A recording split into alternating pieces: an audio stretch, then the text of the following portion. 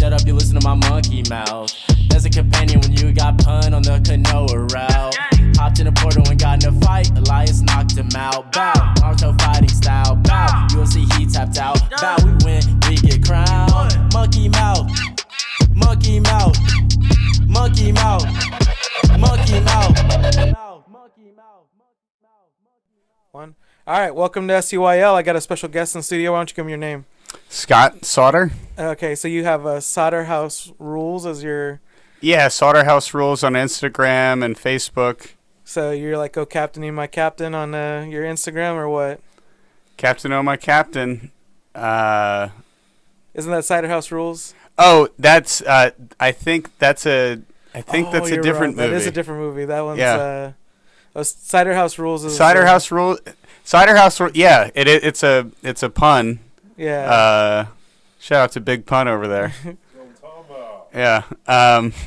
But yeah, Cider House Rules is actually a really sad movie, but I had a swim coach in high school that me and my two brothers were all on the swim team, and we'd come out of the locker room or whatever, and he'd be like, oh, there's the Sauter House Rules over there. Nice. Yeah. I'm thinking of is it not a Matt Damon movie? Is it a Matt Damon? Who cares, man? That doesn't matter, right? The guy that played Elijah Wood. Elijah Wood is in Cider House Rules, but then Good Will Hunting. Or no, that's the Matt Damon movie. Yeah, Good Will Hunting is the Matt Damon one. But the Captain, oh, my captain is oh man, Dead Poet Society. Yeah, and that one's like all the everyone. I think it was like Ethan Hawke when he was like a kiddo, and one of the Hugh Laurie's sidekick, I think, was in that. Mm-hmm. On the, I don't know, man. My autistic or like my mind is like I said, where it should be filled with math and spelling, it's filled with Simpsons references and movies. There we go. So those are all good movies. Wow, those are they're similar movies. They are very very kind of. Like almost coming of age and kind of being this misunderstood in your hometown or something. I think like one of my favorite like misunderstood coming into their own would probably be, what is it? It's Mount Rushmore. Is that what it's called? Is it? Mount Rushmore? Bottle Rocket? Bottle Rocket was before Mount Rushmore. So it was Bottle Rocket, yeah. Mount Rushmore. Okay. Then it was the one with the family, the Royal Tenenbaums. Mm-hmm. Then it was a whole host of other ones that he had done, which he's like, I can't think of his name. Steven Spielberg. No, not Steven Spielberg. I'm That would have been really messed up if I would have forgot his name. Okay, so Steven Spielberg is one of those that's like beloved by everybody, but I don't know if he was attached to it. Did you watch the last Indiana Jones? We were kind of talking about Hollow Earth theory. Yeah. And like some other stuff before we popped off on the podcast. How like the crystal skulls like basically like ruined everything that was good about Indiana Jones. Yeah. And more than the plot generally, I just for some reason Shia LaBeouf is my least favorite Hollywood actor. I like Shia LaBeouf actually. Like he's a very contentious human being, right? He's like a Kanye, right? Like to me he's the Johnny Manziel of Hollywood. Johnny Manziel, you have to give me a little bit more. Johnny Manziel, Johnny Football. He played for Texas A&M, and he was like I think he won the Heisman. Okay. And then he went to he played in the NFL for like the Browns. I think he got signed to in Ohio for like a season, and then he was just still partying his dick off and like would just be like hung over and shit at training camp, and essentially like sucked in the NFL. And he was a big fish, or he was a big fish in a small pond, and then he went to this big pond, and he was getting like ruck shop over. Yeah, and then he just had a bad attitude. I don't know why those two just seem similar, Shia LaBeouf and Johnny Manziel, but I think it's like. I think they both have. I don't know. They have similar like vibes. Yeah. They're kind of like Well, it seemed like Shia LaBeouf. I don't know. He got out when the getting was good. Like I equate him as to like someone who was like he saw the beast and was like, nah, I don't want to be attached to like all of this nonsense, and kind of stepped away from it. Because I mean, like he was He was I like mean, one of the very first. He was one of the very first Me Too. Yeah. Well, he got Me Too'd? I didn't know that. Oh, I guess so, man. No. You got me tismed out, man. Because like I'm over here usually shocking these guys with the back of brain. No, that's unconfirmed. I'm just assume. I just it seems like assume. I mean, like Hyde was out there systematically like ruining women's lives under the radar, and it was like an open secret, you know. Like he was doing that '70s show and then making people's life miserable. So, who knows, man? I mean, I think he got into like some big trouble with a huge domestic dispute there not too long back. Like he had gotten into like a real knockout drag out. Oh, okay. No, cannibalism, did you say? That's Armie Hammer, bro. Oh, that's right. Yeah. Yeah, Armie Hammer was like Armie Hammer was into some strange getup, man. Like he was like texting girls like weird shit about cannibalism. It was pretty wild. They did a whole they're doing like a whole like Dateline documentary on that cat. Like apparently his dad was really strange too. Okay. I'll watch it. Yeah. I think the name alone.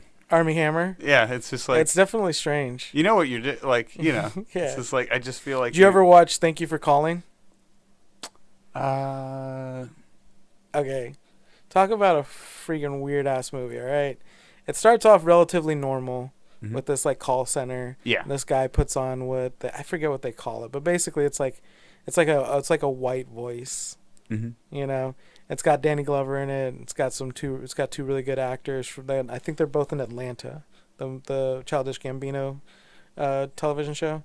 Yeah. And well, anyways, it starts off relatively normal, and then Armie Hammer wants to take the guy who's been working in his business and convert him into a horse and have him be the horse revolutionaryist that basically he can control when the horse people that he's created rise up against him. What? Yeah. It's a wild ass movie, man. 4D chess. It's ridiculous. The horses. Yeah. And at the very end of it is ridiculous. Like if you want me to ruin it, I'll ruin it. But if you like intend on watching it, let me know. I might want to watch it. Yeah, definitely give it a chance. It's one of those movies that's like super strange. The guy who created it was like a music director, and this was like his first tour de force of like making like a full budget like movie from like out of his own twisted mind. It was really great. It was such an interesting movie. Right.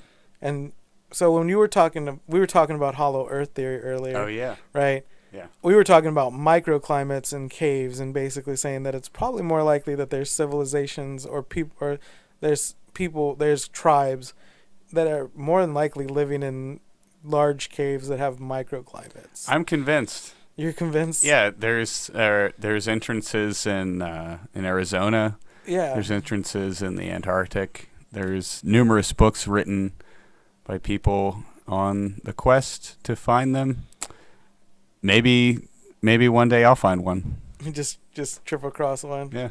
Was it They're out there. There's caves in and around this area all the time. Like what was it? Inner Space was found by them, I think, doing some kind of construction at some point, and ended up. Have you been to Inner Space? I haven't been. I want to go to one of the caverns around here. It stays, I think, 76 or 75 or something. It stays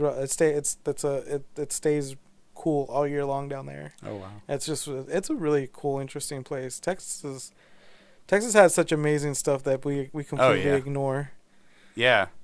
Definitely there's it's a big state. It really is. I mean, you go down to Enchanted Rock, that place is pretty cool. You can always find cool stuff over there. I mean, Salato's my family's got property out in Salato, and you can always find like arrowheads and cool stuff out that way. It's just such a beautiful. Texas is pretty interesting, and you were coming from Pennsylvania. Yeah. And we were talking about you were talking about basically trying to coax over some Amish girls during Rumspringa.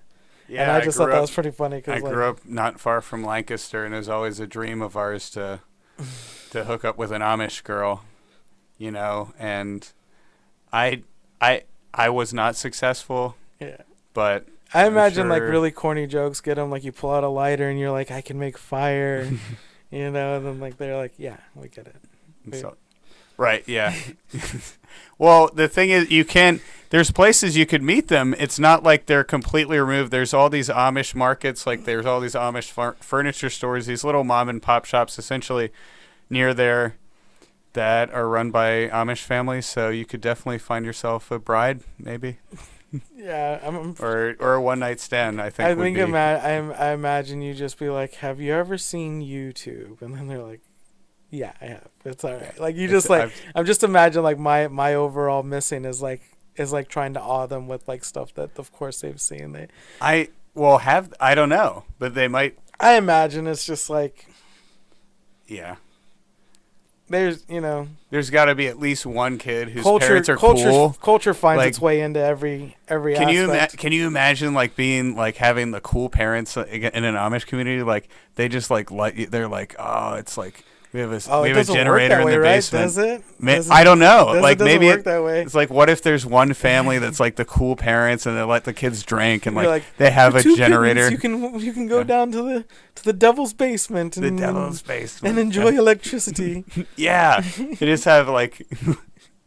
Yeah. Just an Atari, like 2600.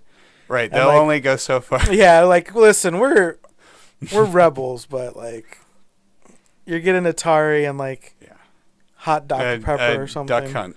Duck Hunt. Yeah. Okay, you get NES, Duck Hunt, and like hot Dr. Pepper. I don't know.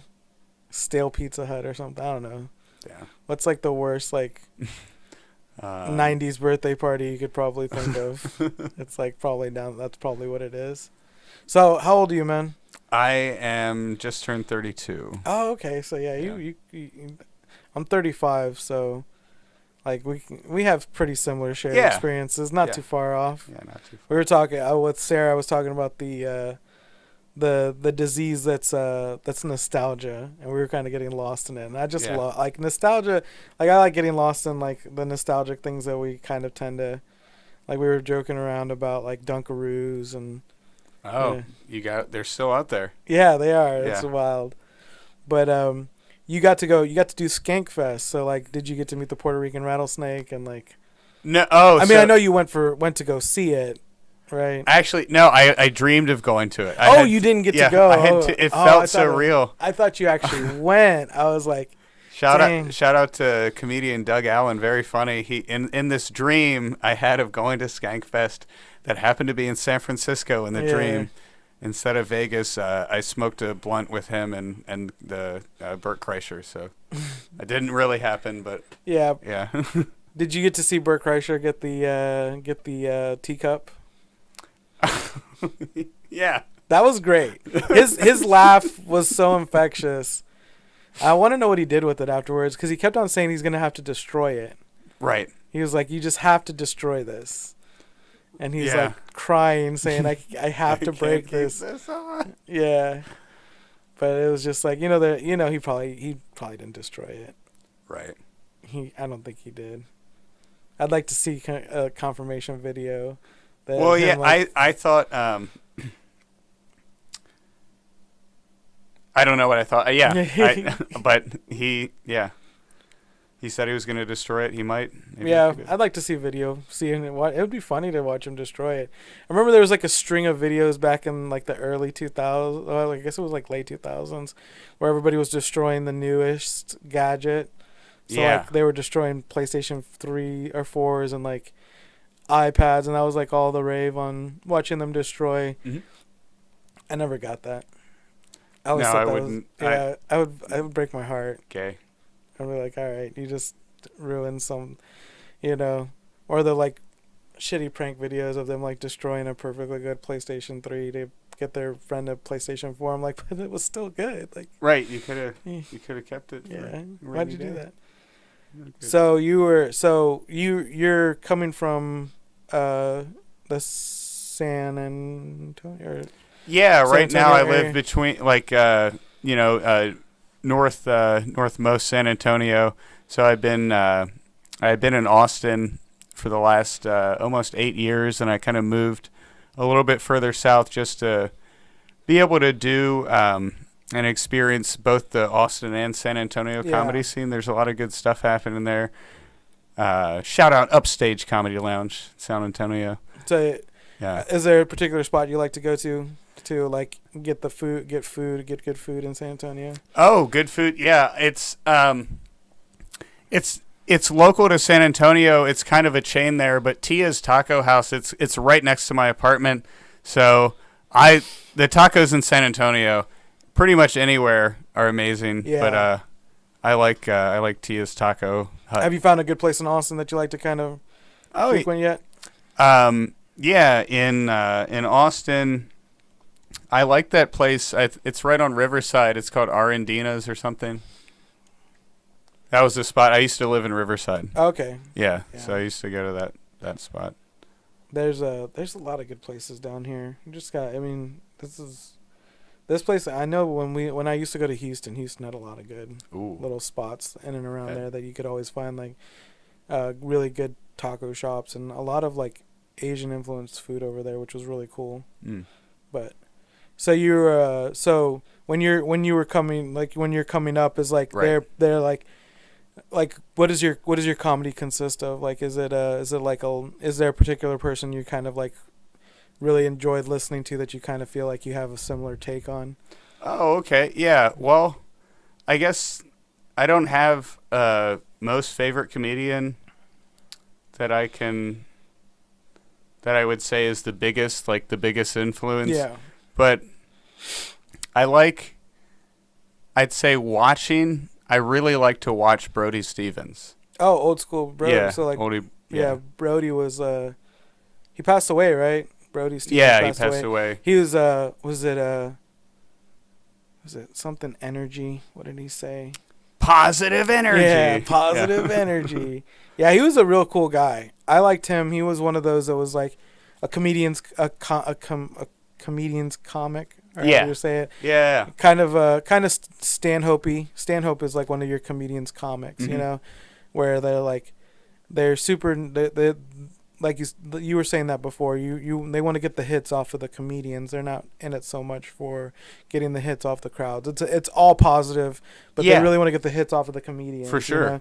And that's really what I enjoyed about Brody. Brody was one of those that he was always looking for the funny, and he fought with mental illness, and he was a really cool cat. Like I enjoyed him. Yeah, it's was it? Oh yeah. Oh, I have this sign in my apartment, and it just says positive energy. It's That's not great. Yeah. It's not related to Brody Stevens, but I think of him. Yeah, of course. Yeah. It's like it kind of works well together. It ties well in with it. You picked up along the way of something that kind of ties into, like Doug Stanhope was like the one that like the darkest comedian that I got into. Brody Stevens isn't dark, but like he's one of those comedians that I found like later on in his like career. Yeah, I think he had done like kind of. Yeah. There's still actually, because if you just YouTube Brody Stevens, there's actually like a fair amount of like kind of wild videos that people just uploaded from when he was kind of going through stuff. I watched a couple of them, but yeah, it does get kind of dark. Like it's kind of some Stanhope stuff. Yeah, Stanhope stuff can pull kind of dark. I think if you get in, like there was like a whole time and space where dark comedy was really finding its home. So you had like Doug Stanhope, you had Brody Stevens, you had Tosh, kind of Anthony Jeselnik. I would even say like your early on Skankfest guys, like Joe Rogan, kind of. Yeah, he wasn't dark, but he surrounded himself with this like really kind of like dark cast of characters. Yeah, and he always talks about Sam Kinison. Yeah, Sam Kinison was great. Who gave at least to me gave off like pretty dark energy. Well, like Kinison was one of those. I don't want to seem like I love stand up comedy. So like so like Kinison I think was coming out of the Houston scene. It might have even been like the Austin. I know he came up. I think so. I think it was Texas. Yeah, for sure. He definitely and his father was a he was a preacher, but it was Pentecostal, if I'm not mistaken. Ooh. So like he actually, like there's tapes of him actually doing sermons. you can find tapes of like Kennison, because he was an old school carnival like barker, like for churches. Like he would literally do sermons, and so Yeah. that's where he brought in that like Okay. overtly like commanding energy that you would find at like Pentecostal like revivals, you know. And then he brought that energy to stage, and then he was doing this like loud screaming and, you know, this intense energy, and then able to like draw it back and be real calm and quiet, and then like Yeah. pull it out again, you know, which was really great. And his disdain for Andrew Dice Clay was kind of hilarious. Oh yeah, I think I heard about Yeah, like they had he- a big rivalry. Yeah, they hated each other. Okay. He went on Arsenio Hall and like completely made fun of him, like crying. I don't know why, particularly like why Andrew Dice Clay, but he got emotional on Arsenio Hall, and then there comes Kedison to just like basically Oh wow. make fun of the whole thing, which was hilarious, by the way. But it was Yeah. really kind of like also, like you could tell that it really affected like, like it affected Andrew Dice Clay because he was Yeah. really wearing his heart on his sleeve. I mean, maybe he wasn't. You know, who knows? I mean, he's a comedian. He's probably. Right. I mean, he's an actor. So. Yeah, I that's another one I like to watch more of Andrew Dice Clay. I've definitely seen one of his specials. Yeah, there's but I'd like a to- handful out there. I mean, early onset him, like, you know, maybe I want to watch his crowd work special. Yeah. I've heard like about I haven't watched that one. the So the it's- mixtape, the one that was like the one that Joe Rogan's always talking about, that was like really. I think so. Yeah, Yeah, I it's- think so because it was like Yeah. really off like for the time or like yeah, different it was, than yeah, I yeah. think I know which one you're talking about, because like the great thing about Andrew Dice Clay is when you watch him, he kind of reminds me of he always reminds me of Lenny Bruce, but Okay. not for the fact that they do the same comedy, but it's a completely different language. Like if you go Mm. back and listen to Lenny Bruce isn't talking like we talk. He's No, talking yeah. he's talking in that era and space and time. But it also works really well because he talks about racism, he talks about drug use, he talks about taboo stuff that you can't. I mean, he got arrested in a number of shows that he was doing for, you know, for basically, you know, speech that wasn't allowed at that particular Right. time and space. And then you have someone who's, you know, he's bombastic, he's working a crowd, and then you have someone like Andrew Dice Clay who's kind of doing that same thing. They really, and then you go back and listen to it, and it's very 80s centric. It Yeah. holds very well in that time and space, and when you pull it out, it's definitely a fish out of water. Like you don't, you know, it doesn't pop the same. I mean, I couldn't have, like, I'm not one of those that think, oh, you can't make that now, or you can't be funny now. Like there's maneuvers and ways of like keeping comedy, you know, moving in a similar direction, or being just as dark and just as funny. I do think, I've said this before, I do think that there's going to be literally a separation down the center of like comedy, where you're going to find that like there's going to be a distinct line Right. of like Fortune Feimster comedy and Joe Rogan comedy. You know what I mean? Right. Like, Yeah, I agree. like there's going to Yeah. be people who are like, they're going to, it's like politics in general, but I think there's going to be like a stark difference. Like I even talked about it like in the 80s, how there was a lot of family friendly comedy, but out of all that family friendly comedy bred this really dark sense of humor, like Eddie Murphy coming out and telling Bill Cosby to shut the, or I guess not Bill Cosby, but I guess not Eddie Murphy, but Richard Pryor telling Eddie Murphy, or telling Bill Cosby to tell Eddie Murphy to have a Coke and a smile and shut the F up. Or shut the fuck up. Yeah. You know, so I think there's like a similar thing going on where it's like this like pro LGBTQ plus pro like kind of like what I would say is checked language comedy, and then you have this really like stuff that's kind of living in the background and really Right. testing the edges and seeing like where the corners are and like what they can do. I think that's why Skankfest does so well. I agree. Yeah, I feel like comedy should be dangerous. I mean, if comedians can't be dangerous with like, or like, you know, push the boundaries, then who can? I mean, like Exactly, what, yeah. like, yeah. Yeah. I don't know. The expectation that like comedians should talk to the public like politicians is is what, you know what I mean, with Yeah, just definitely. like controlled speech. And I think that you know, sanding off the edges of certain things to make it so safe is just kind of a detriment to certain art. But it doesn't mean that you can't navigate in it to create something edgy. I just Right. think that the edge now is definitely changed, you know, but I think it changes with all time and space, right? sure. So like, I mean, but it kind of stays the same. I always joke like, you know, capitalism takes the fun out of everything. So like, capitalism took the fun out of drugs because there was like buying pot or buying any kind of like any kind of like whether it was weed or shrooms or anything. There was always an element of like danger attached to it, and now you have like soccer moms like taking taking like, edibles. taking edibles at a soccer game. Yeah. Or you have like, you know, literally wine, like red wine laced with like. I'd take edibles at a soccer game. I think it would be a blast. I'm just saying, like and then I was joking that like capitalism took the danger out of satanic imagery, because like you'll see like pizzas like pizza triangles shaped like pentagrams and like cats with like upside down crosses on their head, and they took the danger and the like Ghosts, the band Ghosts, like it takes the dangerous element out of that particular thing. And I think that I don't know if it's capitalism in general. I think it's just like they take things that seem to be taboo and somehow make them mainstream, and then make them something you buy and sell. Yeah, exactly. Yeah, you can buy and sell, which is very strange to me. Well, I mean, Marilyn Manson, a whole career out of being like, dude, a super edgy boy. Yeah. Cause like, I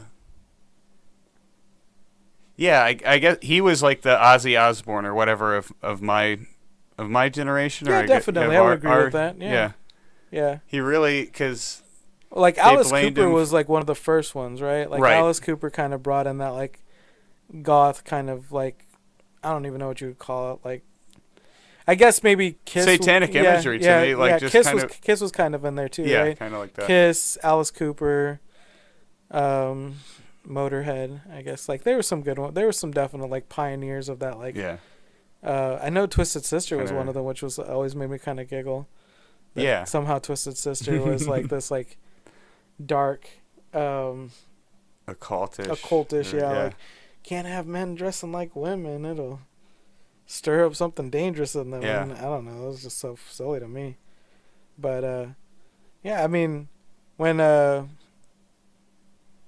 don't know, when you go back in time and you see like the things that they deemed so dangerous back then, it's pretty hilarious. Yeah. And especially like, have you ever gone back and like watched PG movies from like the 80s or even like this like late or early 80s?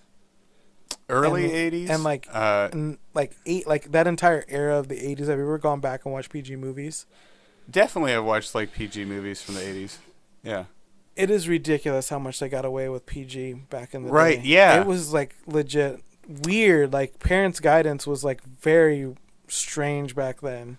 Oh yeah, I mean, yeah. I feel like people had, I don't know, different expectations of each other or something. Yeah, it was definitely like, I mean, I go back and I watch like PG movies.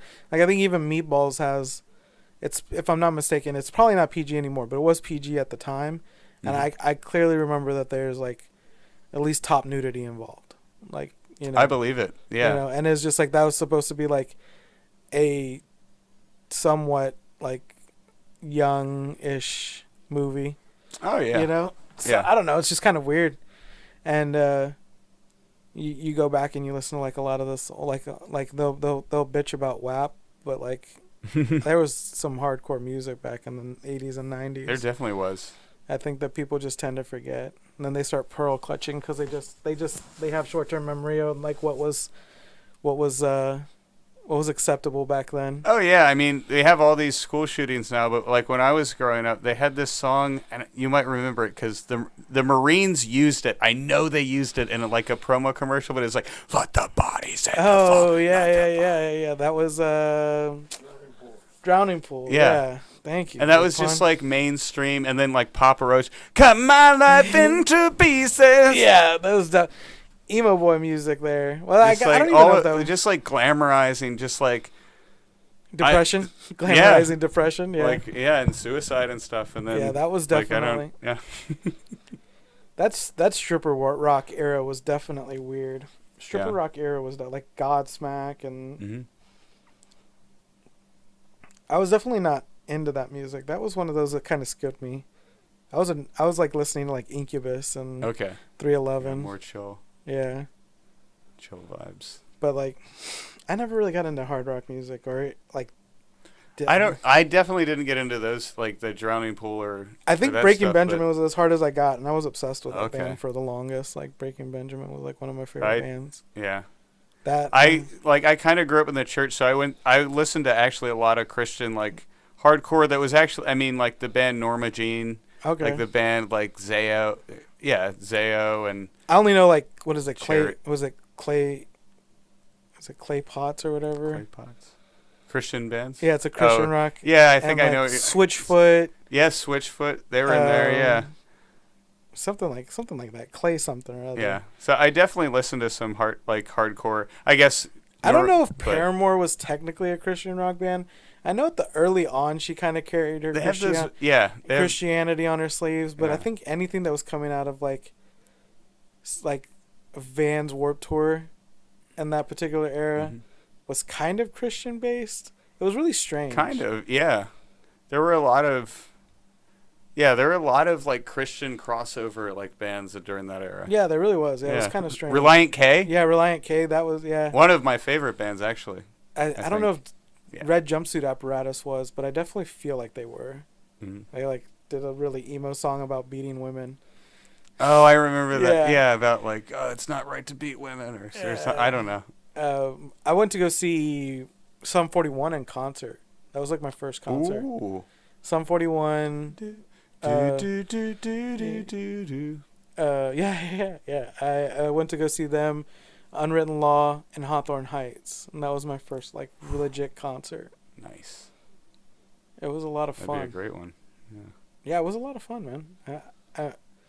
I definitely like. Oh man, I remember back in the day, the band that everyone loved was System of a Down. That was like everywhere. You couldn't get away from them. Yeah, they were a pretty cool band. They were honestly, just like they were really neat individuals. I think it was like one of those that literally it was like a dark horse. You never really, they really came on at an interesting time. Mm-hmm. I was weird though. Like I didn't listen to like really that much. Like I listened to like a lot of indie pop and like indie rock and like Kids Bop. Huh? Kids Bop. Yeah, Kids Bop. Yeah, a lot of Kids Bop. I imagine that's pumping in every Christian Oh yeah, they lock definitely. in. Yeah, well they definitely had essentially Kids Bop, but for all the big Christian songs. There was Kids Bop for Christian music too. I definitely. Oh, that sounds horrible. Yeah.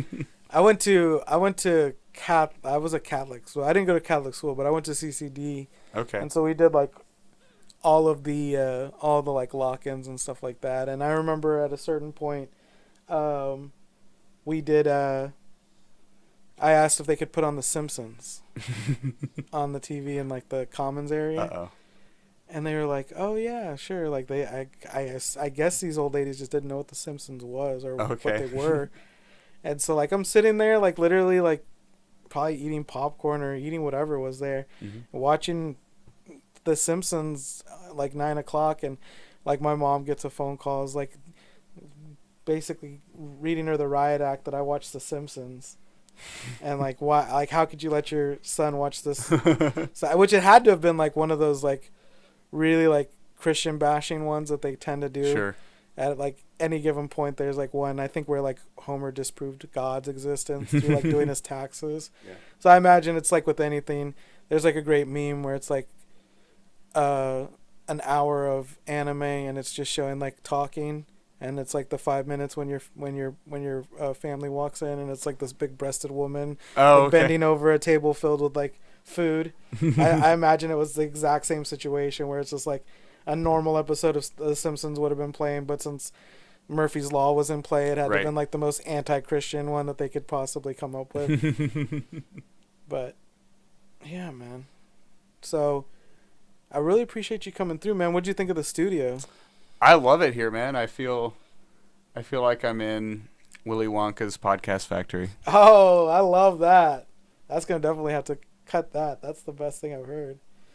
We got you taken care of up here, man. We try and get people to want to come back to the spot as much as possible.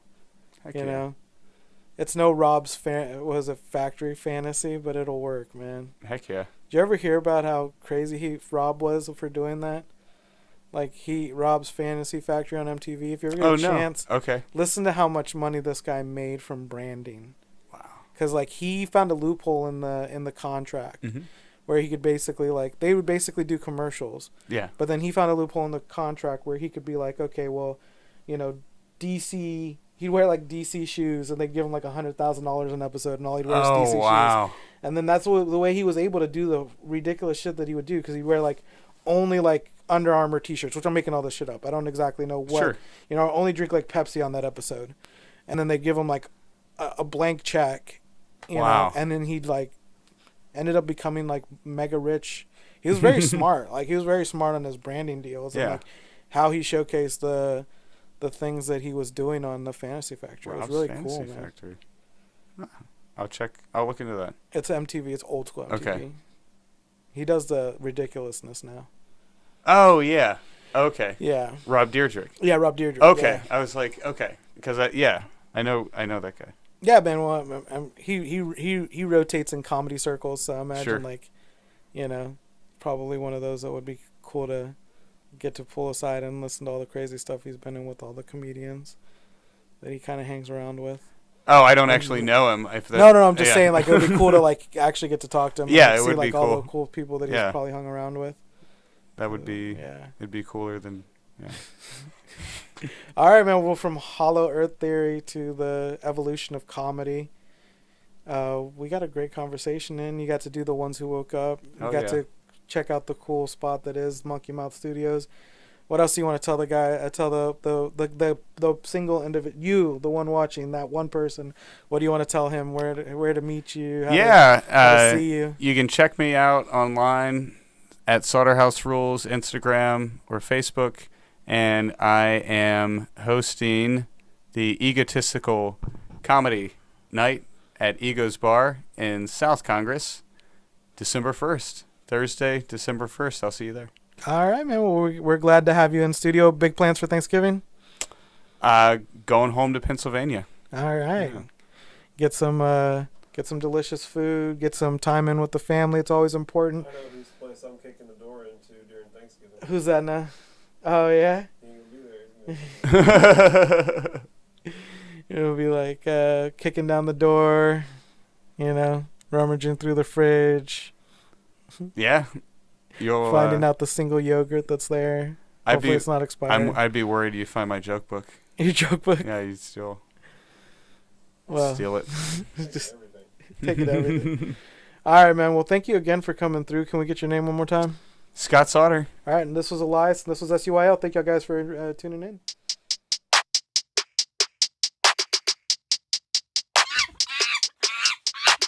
Shut up, you listen to my monkey mouth. As a companion when you got pun on the canoa route. Hopped in a portal and got in a fight. Elias knocked him out. Bow, Naruto fighting style. Bow, UFC he tapped out. Bow, we win, we get crowned. Monkey mouth, monkey mouth, monkey mouth, monkey mouth, monkey mouth.